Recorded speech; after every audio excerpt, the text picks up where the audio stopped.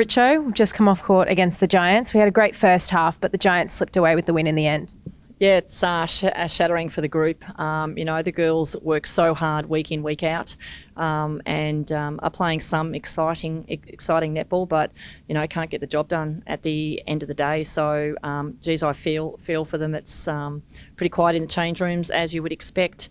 Great first half in a low-scoring contest. And disappointing that we couldn't get the job done. And, as I said, really feel for the playing group at the moment.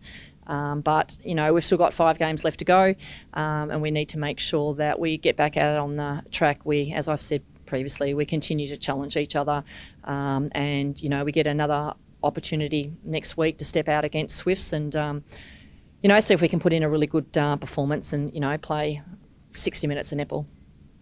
And like you just said, we've just come out of our post-game discussion. Can you summarise a little bit of that chat for us?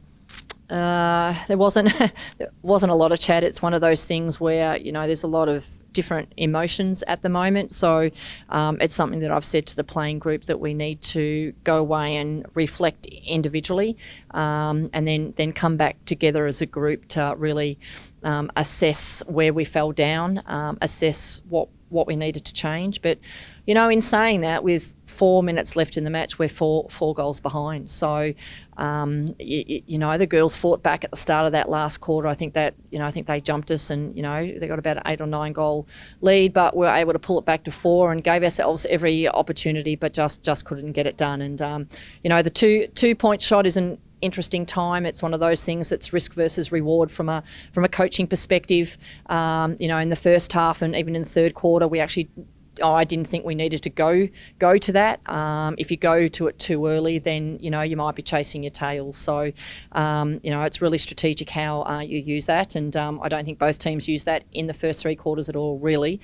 So as I said, we'll reflect. We'll reset, and we get to go again next week. And we played a really strong defensive game. We had 16 gains, but we had a fair few turnovers, 23 turnovers. What do these stats tell us about that match?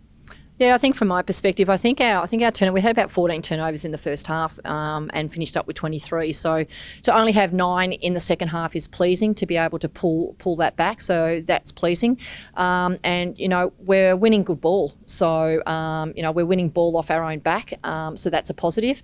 And I think the lesson learnt there for us is that we're letting ourselves down with ball in hand. And if we can just tidy up our decision making, tidy up our execution of pass, then we'll put ourselves in a pretty good position to be able to come away with the result that we worked so hard for. And 2 away trips on the road coming up before we head back home. How do we tackle this last portion of the season?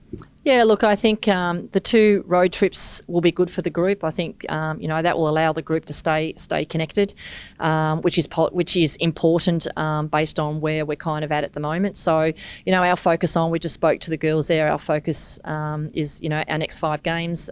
We need to come out with a positive win-loss ratio in those 5 games, and we need to see if we can climb that ladder. So that's sort of what we'll be aiming to do. Thanks, Richo. Thanks.